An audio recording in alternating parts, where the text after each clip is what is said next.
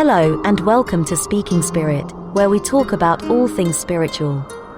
Your host, John Moore, is a shamanic practitioner and spiritual teacher.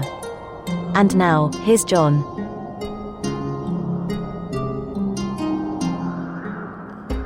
Hello, everybody.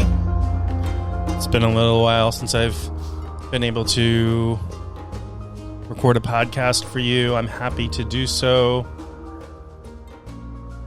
May sound a little weird, but I miss you all. When it's been too long since I've done this. I do enjoy doing these, if you can't tell. Hope you can tell that I enjoy doing these. One of the things I love to do from a kind of a nerdy perspective is I like to look at the data on where my listeners are, where people are downloading and listening to this podcast. And gosh, I think it's something like 30 different countries at this point. So I welcome you wherever you are in the world. Makes me really happy to be able to talk to so many people this way. And I do love to hear back from you. And, you can contact me through my website. It's probably the easiest way. There's definitely information there. And at the end of the podcast, I always have, the announcer comes on and talks about my URL and my website and where I'm at. So today, it's a beautiful morning as I record this. I'm looking out. Spring has definitely sprung. The trees are not quite yet fully, how do you call that? Enleaved. The leaves are not fully out on the trees yet, but they're all budding. And that's beautiful. And the animals around here are very active. The birds are crazy. I do feed the birds and the small animals in my area. And so we're well into spring here. Days are longer. We're getting warmer weather. Most of the time I can go outside without a coat, and that is a wonderful thing up here in Maine where I am. If you don't know where Maine is in the U.S., we're pretty north, and we're about as far north as you can get in the continental U.S. Alaska is its own thing. It's not attached to the main part of the country, so that it's farther north. But as far as the 48, what they call lower states go, we're about as far north as you can get, and as far east as you can get. So we're up if you're looking at a map of the United States, we're up in the upper right-hand corner. Anyway, today I'm going to talk about sex. Wow. How can I talk about sex in a podcast about spirituality? And depending on who you are and how you were raised, those things might seem somewhat contradictory, sex and spirituality. But I want to talk about them, extremely important topics, and extremely important to look at them, I think, together and where we are and where we've come from. And I will put things in the context of where I come from. And I mentioned today that I'm from Maine, and I mentioned where it is, and that's an important factor here. And the reason that's important where I'm from,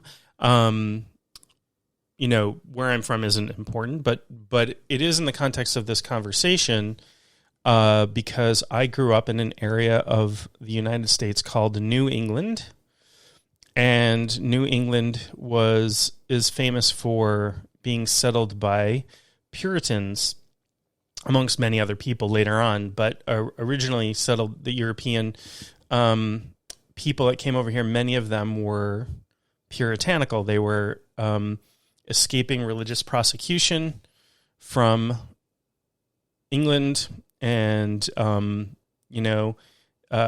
came over some via the Netherlands. There's a whole mixture of story there. But anyway, the Puritans obviously has the name pure in it. And I am on both sides of my family descended from Puritan stock.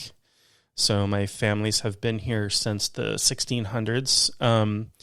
And passed down a lot of ancestral baggage, we'll put it that way. A lot of ancestral karma, a lot of ancestral wounding. And the word Puritan has the word pure in it, does it not? And interestingly, the Puritans were essentially Calvinists, and to sort of break down the worldview there, to reduce it to very simple terms, pleasure, anything that you derived pleasure from was almost seen as sinful. So things like dancing, gambling, definitely sex, although, certainly sex was seen as necessary for reproduction. And there are stories of infidelity in the early colonies, and, the Scarlet Letter, if you're familiar with that story, was written about the Puritans, although it's fiction. It didn't actually happen. But certainly people could be punished for sexual things, for sex crimes. And I'm not talking about the sex crimes we have today. I'm talking about like adultery or fornication, or things that were outside the prescribed sexual norms given by the church at the time.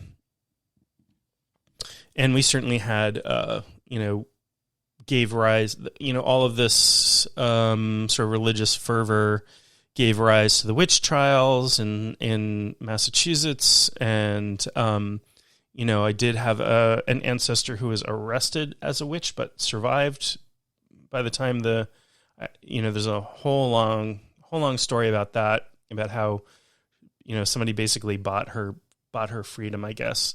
And then the witch trials, people came to their senses eventually. So I want to talk about how sex and spirituality can coincide in a positive way. And I'm going to differentiate a little bit spirituality and religion. And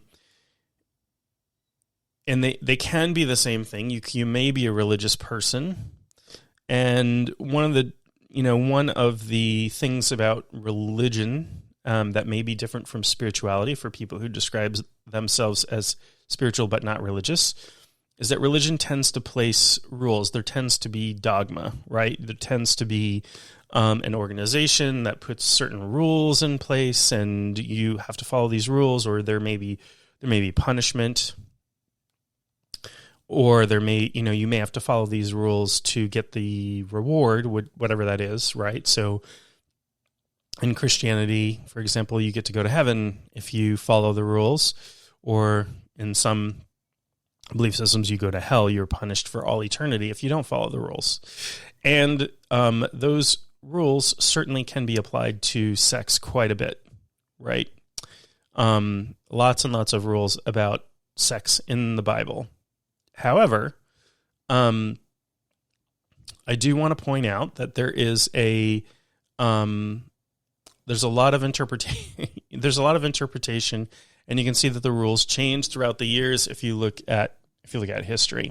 So, my personal position as a person who is spiritual but not necessarily religious, as somebody who practices spirituality on a professional level, I guess, for lack of a better term. I practice shamanism. I am a shamanic healer. I see people, I advise people.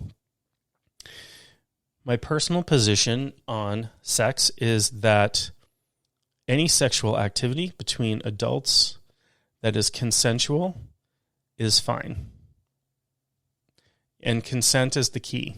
Right. And I also mentioned the word adults. In our culture, children cannot consent. Children are not legally able to give consent.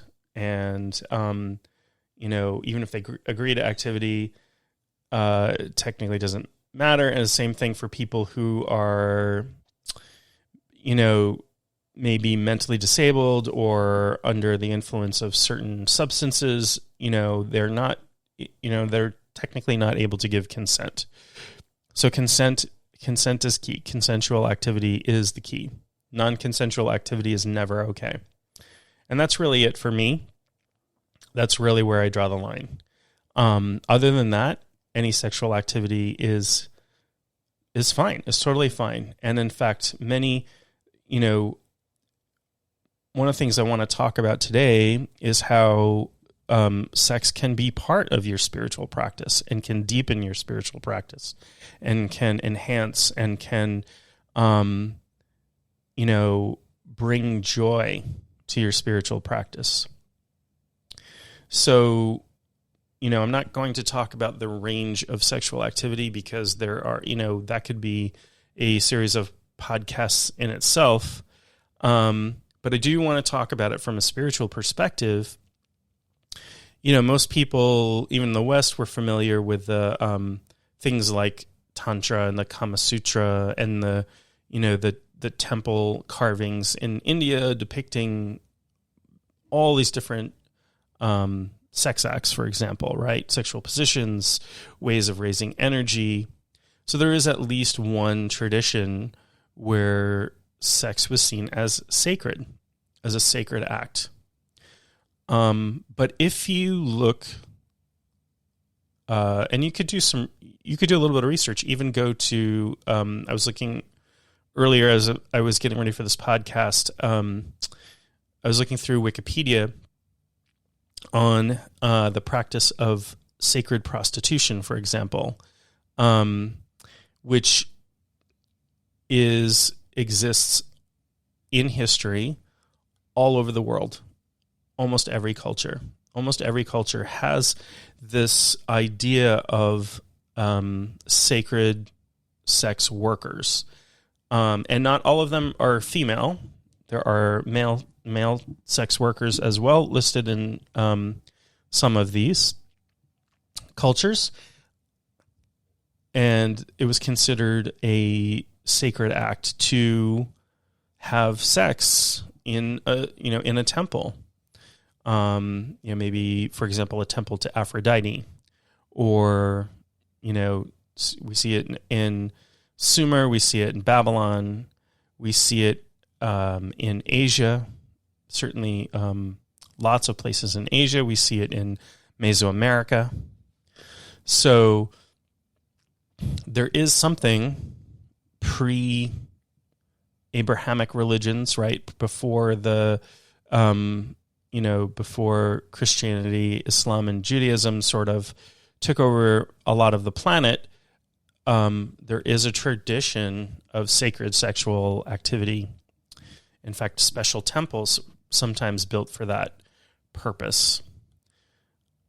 So what's going on here? Why is that the case? Why is sex such a taboo in some cultures? So anyway, I grew up in this, I'm going to go back to my upbringing and where I grew up. So I grew up in this New England culture where even today, I feel like we're still suffering from our puritanical past, though that be more than 400 years ago now. I feel like, particularly me growing up, even though I was growing up in the middle of what was considered the sexual revolution, and, sex started to be talked about on television and the radio, and songs were becoming more explicit in our culture, and Western culture anyway. Even though that was happening, I still grew up in a culture where sex was something that was whispered about. It was hidden. It was in the shadows. It was, there was certainly a lot of it going around.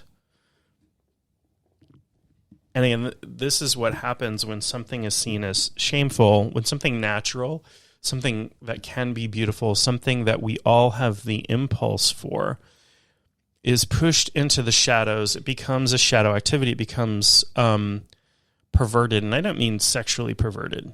I mean, this impulse becomes perverted, comes in the wrong direction. So there becomes a lot of sex crimes against children. We see that in religious institutions that enforce celibacy, for example. And my personal opinion, my personal opinion on that, I'm not bashing anybody's particular religious belief or practice. I'm not trying to do that, but I do think that enforced celibacy is unnatural. Some people consider themselves asexual, and that's totally fine too. That's a fine choice as well. If that's your choice, if that's how you feel, if that's honestly, you have no sexual impulse. I don't necessarily think that people with, you take somebody with healthy, normal sexual impulse and you say, guess what? You're not going to have an outlet for that for the rest of your life, and just pray that away. I think that's a little bit of a recipe for disaster. And I think, again, it pushes, I've talked about the shadow quite a lot. I will continue to talk about the shadow. It pushes those impulses into the shadow. And if you do not have a proper way of dealing with that, it's going to come out in a way that is unexpected, uncontrolled, and perhaps victimizes other people. I think there are very good practices out there. I think mostly coming from the East, what we consider the East. There are tantric practices, not necessarily tantric sex, but tantric practices of converting sexual energy into other forms of spiritual energy. I think there are ways of doing that. But I think when that's missing, when that outlet is missing, when that way of converting that energy to something else, and it's just pushed into the shadow and not acknowledged that, gosh, I'm a human being.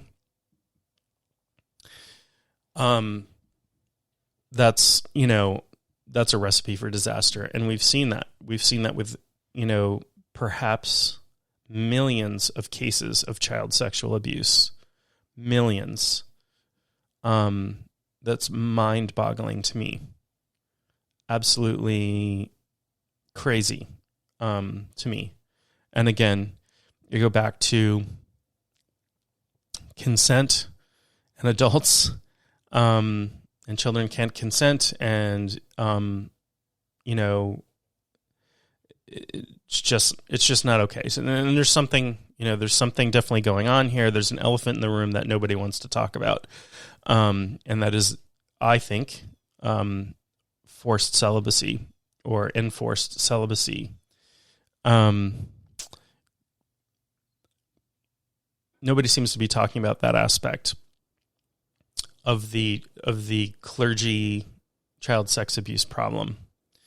So anyway, I digress. I do want to talk more about sacred sexuality and sexuality and spirituality, and how they can sort of live hand in hand. So, again, going back to where I grew up, there's this underlying idea that sex is specifically for procreation, for making babies, and that should only be done with the person that you marry. And if you're not married, sex is wrong in the eyes of God.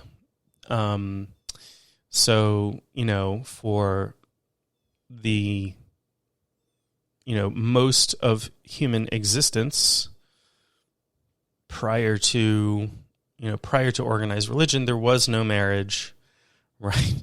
I mean, people may have coupled, but there wasn't, there weren't churches, there weren't all of this thing. So, while I think marriage is a fine and grand institution, I think there's a lot of, we have greater than 50% divorce rate in the United States, for example. So maybe it's not all it's cracked up to be. And yes, sex can lead to children being born, and it is the main way until we invented, modern science came along and invented other ways of, in vitro fertilization and things like that. It is still the main way that babies are created. And so it's very easy to look at that and, slap on the idea that, okay, the only purpose of sex is to make new babies. But that ignores a whole range of the human experience, right? It ignores the idea that sexual activity releases positive hormones. It releases hormones that make us feel good. It triggers our reward system. And, again, you could be single-minded and argue that this is an impulse towards making children, right? Our species needs to reproduce. And so, we evolved to have, to derive pleasure and to release stress and all of these, all of the positive things. And medical science knows that, regular sexual activity is good for you. It's, it's stress relieving. It has good effects on blood pressure and all kinds of things. And it's a very healthy activity. I like to look at things from several perspectives, from, really simply from a body, mind, spirit perspective, right? If we were just to divide human experience into these three areas. Okay, so body, we talked about that. There's, sex has a physical effect that's positive on your body. Okay, you've got great hormones that come out from sexual activity, lower blood pressure, all kinds of great physiological things happen to you. Let's talk about the mind aspect, right? So when we relieve stress through sexual activity, or we become closer with somebody, or all of these things. Again, you can have sex on just a physical level and not have that emotional, mental connection with somebody, but you may be missing an aspect. And it's fine. Again, I'm not going to judge. I'm not going to judge anybody for any consensual activity. I'm just saying that sex can be a mind, body, spirit experience. You can have a transcendent spiritual experience during sexual activity. This could include a partner, and it could be solo as well, or it could include more than one partner. Again, I don't judge activity that's consensual. So when I talk about solo activity, I talk about masturbation, for example. You could certainly have a mind, body, spirit experience. And I'm going to go back to practices like Tantra, which are about sort of transforming spiritual energy into spiritual energy. And, there's a whole science there, the whole, lots and lots of, I am not an expert in Tantra. I've, looked at it briefly, but there's a whole, whole experience there. From a shamanic perspective, there is a merging. So I'm just talking about sex with a partner now. There's a merging of energy. And if the experience is positive for both individuals, and I would argue that you should be, should's a tough word because it implies a judgment, but it's not really a judgment here. I'm just saying, if you want to get the most out of sexual experience, if you want to have a mind, body, spirit experience, here's an insider tip: when both people, if you're having experience with one other person, when both are dedicated to and intent on the other person having the maximum experience, there's a melding of energy. There is you are as close as you can be to another human being. You are really experiencing the other person's energy field, and you can grow both energy fields that way. Both people can come out of the experience feeling satisfied, feeling, peaceful but energized, feeling fulfilled. And that's a pretty amazing spiritual experience to me. That's when sex can become spiritual, at least in my experience. And when you can also have experiences with people, and maybe we've all experienced this at some point in our life, where one person is not necessarily, when one person is more of a taker, or one person is more just along for the ride, or that sort of thing. And that experience is, I can tell you, not as satisfying as both people being intently into the moment. There's a mindfulness piece where you can be just completely absorbed in the present moment. And it can become a transcendent experience. So sex can become a transcendent experience.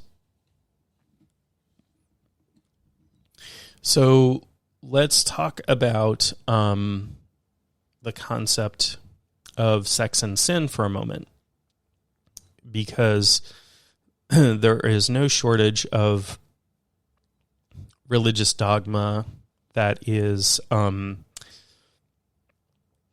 placing certain activities and sex within the realm of sin. And sin is a weird word, right? The roots of the word sin means to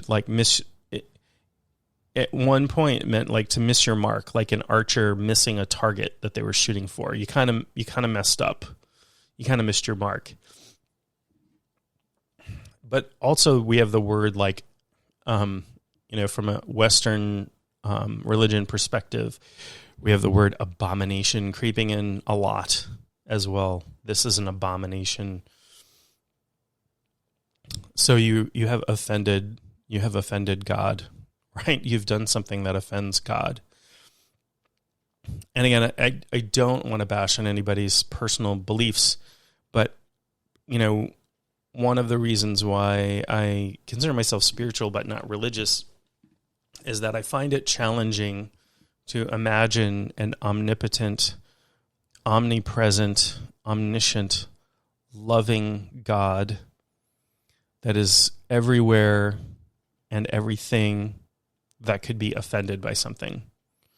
Like offense, I think we're anthropomorphizing. I think we're honestly writing down some rules, and we want to, back before we had, law enforcement and investigation, and we used the threat of hell to keep people in line.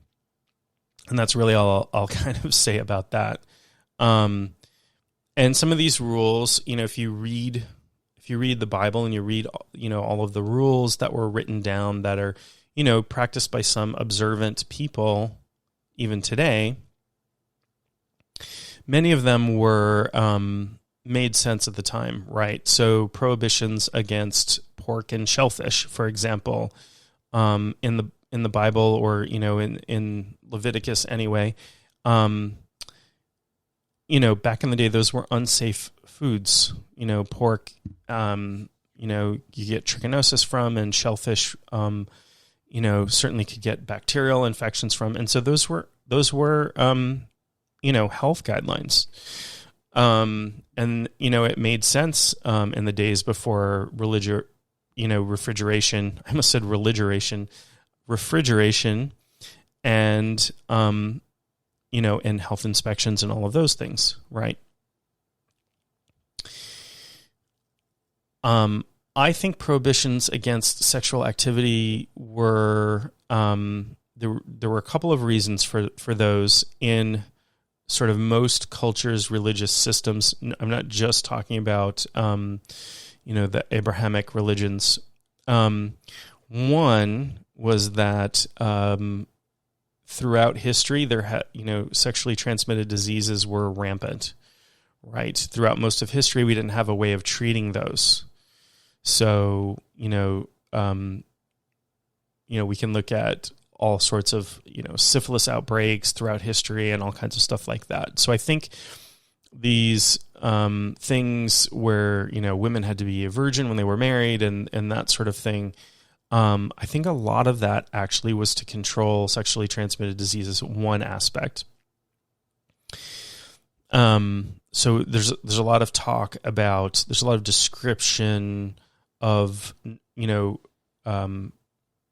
women who are virgins being clean or unclean, right? A very simplistic view of potentially carrying disease, right? And of course, the impetus was placed on women. Of course it was, because we were living in a patriarchy. So of course, we're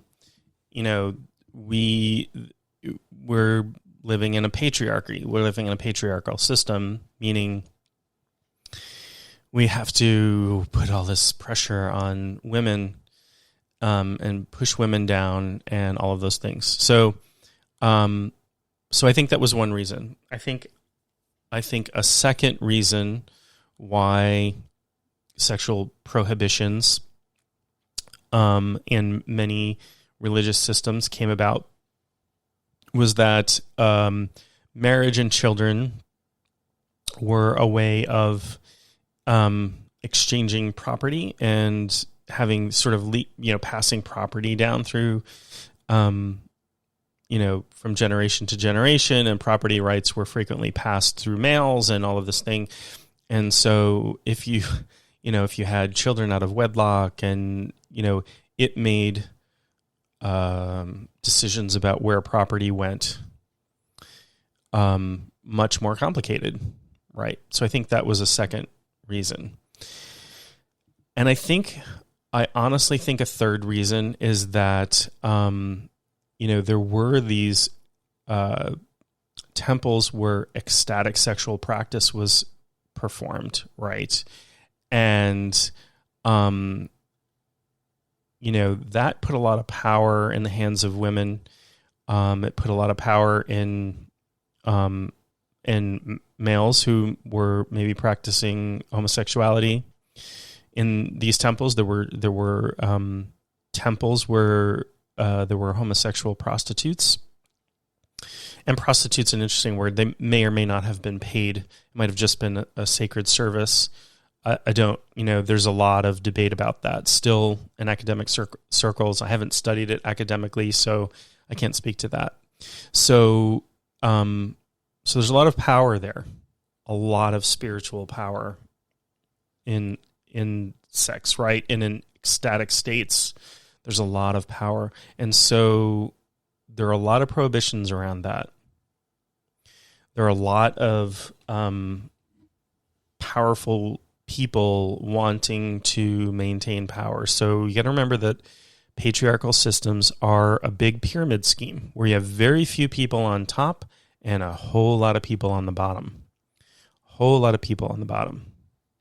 Right? Very, very wealthy, powerful people on top, and a whole lot of poor people to keep those wealthy people on top. It used to be, so for example, one small example, in the Christian world, there was a point in time where all Bibles were written in Latin. And it was illegal in some places, in many places, to own a Bible that was printed in a language that could be spoken by the common people, so that only the privileged clergy who were, educated enough to read and understand Latin could understand the Bible, could read and understand the Bible. You had to go to them for everything. Mass was said in Latin up until, the 60s or the 70s in the United States. So people went to church and didn't even understand what was being said. don't quite understand that myself, to be honest. Other than you had to, it's like, it's, I don't know why Latin was considered I know why, but anyway, so power was kept out of the hands of the people. And I think it's the same. So I think that is a third reason why sexual activity was so proscribed, so, seen as sinful outside of certain allowable situations. One in particular, being married and making babies, right? You need a whole lot of people at the bottom of the ladder. You need a whole lot of people at the bottom of the pyramid. So get married and have babies and be good workers, because the very wealthy people, which are, the 6 people at the top of the pyramid, need your labor to live in luxury. And I understand that's pretty cynical, but, that's my take on patriarchy in general. It's a power system that we've been living in for thousands of years, and it can be challenging to see it because it informs everything about our culture. It's like a fish swimming in the ocean is probably not aware of water, right? We're most of the time maybe not aware of the atmosphere we live in. If it were gone, we sure would be. Or, if you go up in a plane and your ears pop, the atmosphere changed, because we're in it all the time. And the same is true with culture. We live in culture. We swim in our culture. It places pressure upon us. It enforces things upon us that we may not even be aware of in really, really subtle ways. I'm going to digress just a little bit here, and talk about the idea of how culture, particularly in the West, permeates without even giving it much consideration, right? So I talked earlier about the witch trials in Massachusetts that happened, in the 1600s, and certainly there were burning witches in Europe for centuries. There's estimates like 4 million people killed, mostly women. Again, it's patriarchy, right? There certainly were men.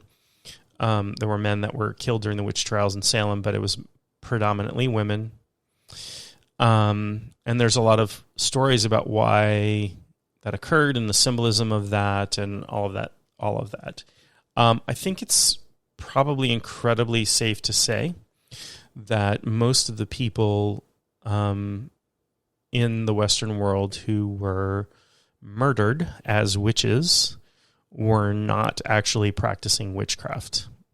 They might have been in some minor ways, but I think most of the time it was, somebody who may have been what we would consider mentally ill. It could have just been somebody that there was a grudge against. I'm thinking of the Monty Python sketch from the Holy Grail, where they put the nose on the woman and they march her through and they tell, she's a witch, and they put her on the scale and measure against a duck. It's just crazy and silly, in this modern age. So this idea of witches and witches being evil and all of these things, and by the way, even if they were practicing witchcraft, it's not, they turned everything that wasn't mainstream Christian religion into devil worship pretty much back then. It's why we had the Inquisition. It's why we had, it was a way of othering people, making people the other. You're doing something that is outside of the culture that we want to enforce. Therefore, you are evil and you are in league with the devil. You're the worst kind of thing that we can imagine, and you will be put to death for that. And estimates of millions of people were killed. It's, again, it's craziness. It's pure insanity.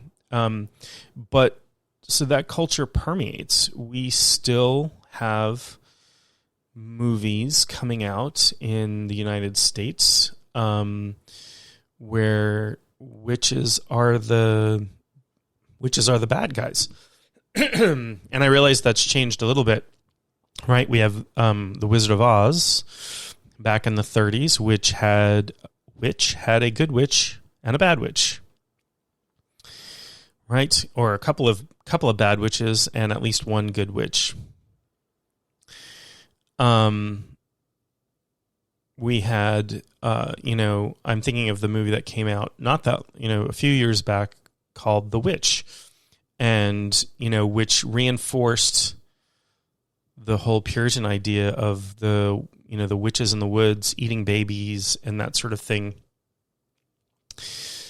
And I grew up, and lived through the 80s, the Satanic Panic in the United States, where there, everybody was looking for these cults that were murdering babies and all of this stuff. And it was like the witch trials all over again. It was a panic. It was not based in reality. It was not based in anything. So this culture, this cultural norm, this archetype, if you would, was, set up, has been running in our culture for hundreds of years. And then, even with the sexual revolution and, spirituality going through a large transition, where now most people in the United States do not associate with any particular organized religion for the first time in history. That's not to say, there are lots and lots of people describing themselves as spiritual but not religious. That's becoming more common. But the whole point of this is to show that these cultural themes are, despite our progress, despite being ongoing, continue. These cultural themes of witches are the bad guys that eat babies or do whatever. We've got movies like Snow White and all of, again from the 30s, but continuing, the witches movies, right? Hocus Pocus, and there are a few movies and TV shows and stuff where that show witches in, and I don't mean to pick on witches, but it's like just to point out that witches have been picked on, right? And undeservingly have been picked on for centuries. And most of the people who were persecuted as witches probably were not. There's a story about the women who used to brew beer, and they would wear these tall, pointy hats. Hey, where did the idea of witches wearing tall, pointy hats come from? And then the monasteries figured out that they could make money brewing beer, and so they started burning alewives, they were called, the women who brewed beer, as witches, stirring their cauldrons with their big, pointy hats. What do you think that's all about? That symbol is all about. It was pure economics back then. Burning people at the stake so you could take over their business. It's pure economics. And that's, again, it's part of the patriarchy. These monasteries were like, hey, we need a lot of money to feed ourselves, and we're not, what can we do? We could, without leaving the monastery, we could brew beer. But these women are brewing beer and they already live in the villages and, whatever. So that was a common thing in Europe anyway. So I mentioned all of this and I went off on that tangent just to point out the fact that our cultural ideas about sex are prevalent, and they go back to things, they go back to things that we may not even be in touch with anymore, right? We may not even understand why some of these prohibitions were in place. We certainly don't. And we may not understand why we have certain thoughts and feelings about sex ourselves, because culture has a way of enforcing these norms until they become unconscious, habitual patterns. And there's always these pendulum swings, right? The sexual revolution of the 60s was a pendulum swing from, the uptight 40s and 50s, where they censored Elvis Presley because his hips wiggled too much on TV when he performed. I would hate to imagine people watching some of the music video from that era, watching some of the music videos from today, be utterly shocked. So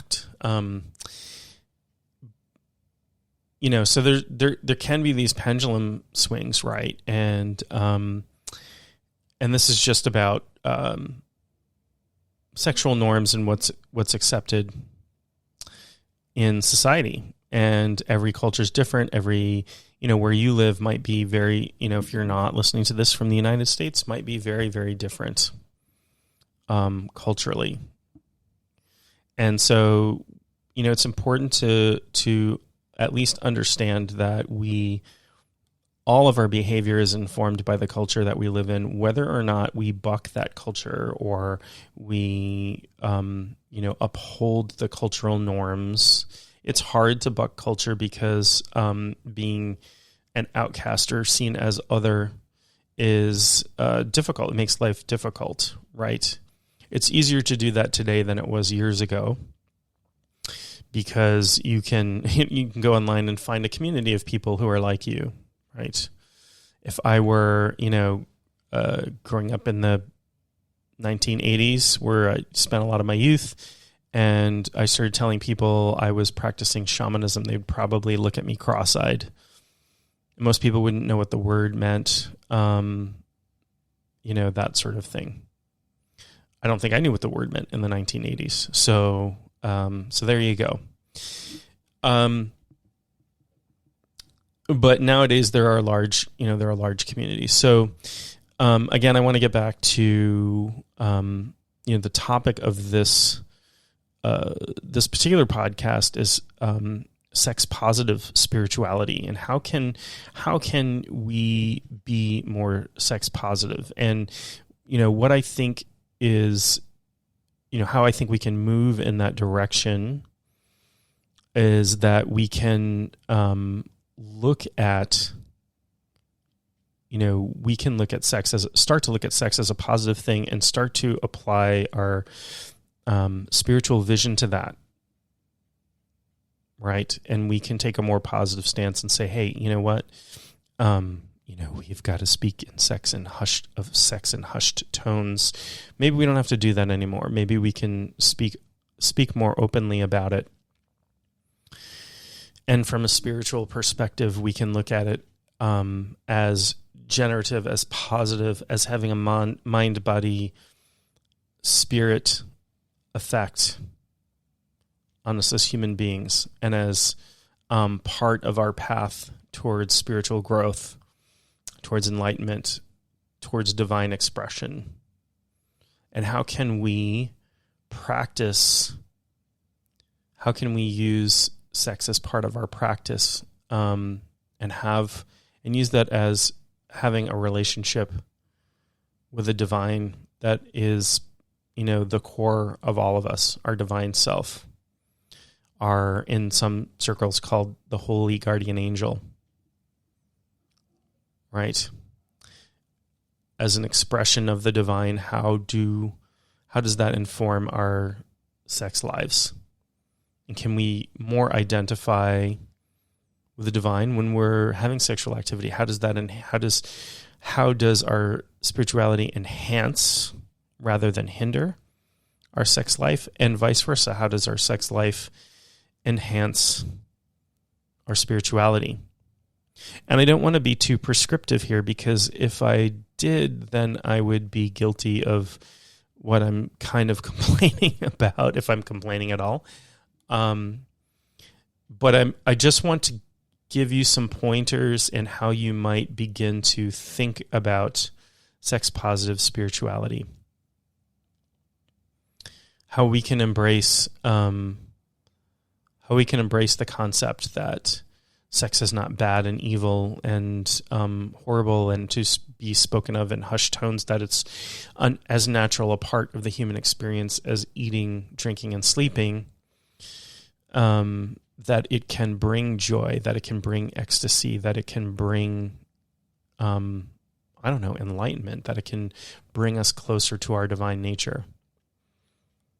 I just want to put those thoughts in your head so you can think about that. And so that maybe you can, maybe sex can become more fulfilling for some people. Maybe it can deepen your relationship with spirit. I hope so. I hope we can work towards that. I think that is,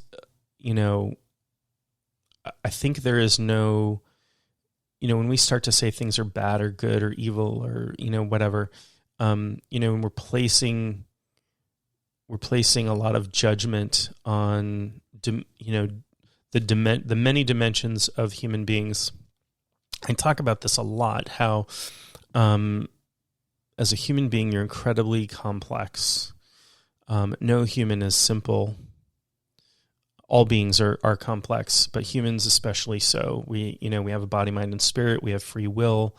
We have many, many dimensions. We are divine emanations. We have a spark of pure divinity, of godhood within us. We have energy bodies. We have physical bodies. We have mental bodies, astral bodies. We can evolve spiritually. In a single lifetime, we can evolve tremendously spiritually. And I believe we live many lifetimes and we evolve. The point, if there is one, is to evolve during each of those. So pushing, and again, along with those many layers, there are many dimensions. There are many human dimensions. There are many human experiences. And to cut some of those off because some part of our culture tells us that they're wrong or bad or, whatever. I just think we're missing a lot.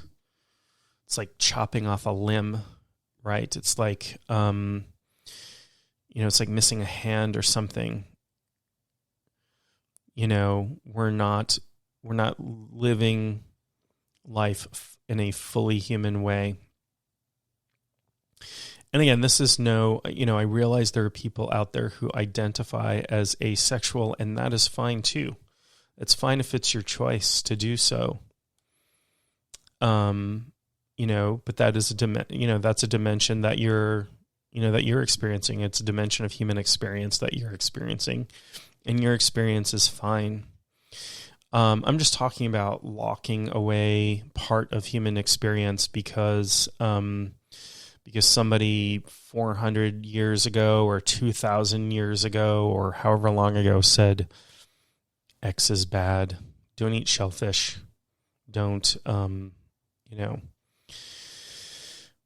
whatever it is. Don't have sex outside of marriage. Don't masturbate. Don't do X, Y, or Z. Because if you do, you're going to be punished. I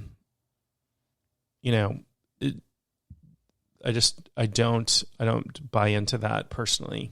And I don't want to, again, it's hard to talk about this stuff and not come off as attacking anybody's spirituality. I'm not trying to do that.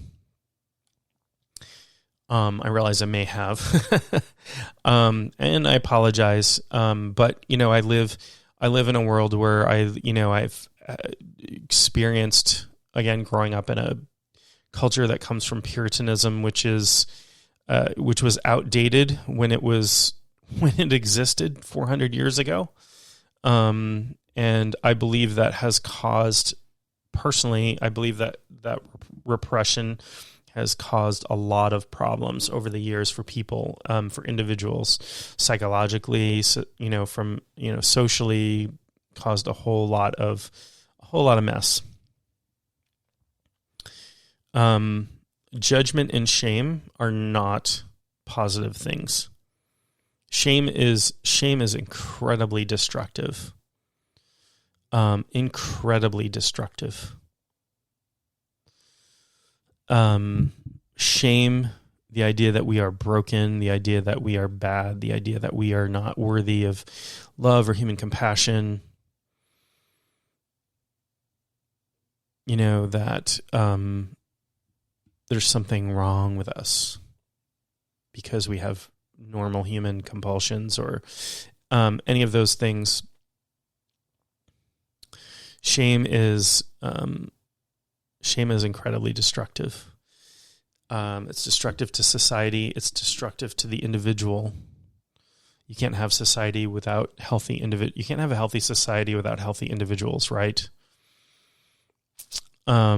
It's sort of like saying, well, and generally I'm healthy, but my heart is failing, right?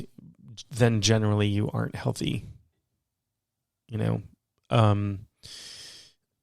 unless you take care of the problem with your heart. Your other organs are going to suffer for sure. So you can't have a really healthy society without healthy individuals, I think. And I think shame causes a lot of mental health problems. And I can tell you, I can speak from personal experience, having lived through a lot of childhood abuse. There was a certain amount of shame in that for me, and I did suffer for many years for that. I never talked about it, and I talk about it fairly openly now because it's part of my path in overcoming that shame. That none of that stuff was my fault. I certainly felt like it was a part of me somehow. I don't know. It's weird. We go through this stuff. So in places where our spirituality enforces a level of shame, I do think it's unhealthy. And I think it's something to look at. And I think it's something to ask yourself whether you accept that part of your spirituality or not. The part that causes you shame or doesn't allow you to live who you are. My whole, I have this idea that, for people who know me on a personal level, that I just want people to feel like they can be who they are around me. And I remember I had a dear friend many years ago who, and I had suspected for many years that he was gay, for example, but he had not come out of the closet. And so it wasn't for me to ask or to force the issue or whatever. I just accepted him as a dear friend. And, one day he came out to me and I was so, it was, I think, a more emotional moment for me than it was for him. Which is interesting because it was such an honor. It was such an honor for me that, to understand that I had been enough of a friend to him that he felt safe coming out to me. And I can't, I'm a straight male, and I cannot fully understand or comprehend what it must be like to live in the closet for most of your life and then, come out to people that you care about and come out to your friends and not understanding how they're going to react. I don't have an understanding of that from a firsthand perspective, but I can think about how, gosh, oh my, I can understand it as an outsider and say, wow, that, what a step. And so it's a very emotional thing for me, because I really want the people around me to just be who they are and to be honest and to be able to be vulnerable with me, and for me not to judge them and for them to feel safe. I want to be a safe person for people. And so, that's something I would, if you're listening to this, it's something I would encourage for you as well. I hope that if you're listening to this podcast, that you are someone who's in touch with your spiritual side to a level that you understand what being a safe person, how important it is to be a safe person in the world. I would encourage you to at least think about that. The people in my life, how can I be a safe person for them? How can, not just about sexuality, but about anything. How can you be that person who doesn't judge, who sets aside any of your cultural conditioning and just looks at this person with you who, as a human being, who, can be vulnerable, but is also an aspect of the divine as much as anybody else. And how can you be with them? How can you be witness to them and without judging, holding them without judgment? So with that, hopefully I'm not getting too preachy on you. Not my intention, but it's something that I feel very strongly about. I would like you to think about that, and I would like you to think about how we can make spirituality more sex positive, how sex can be less embarrassing and shameful and part of our human experience and part of our spirituality. And with that, I will leave you. I would encourage you to, if you have any comments or questions or topics or anything that you'd like me to discuss in the future, please get in touch with me through my website, and the announcer will tell you where that is.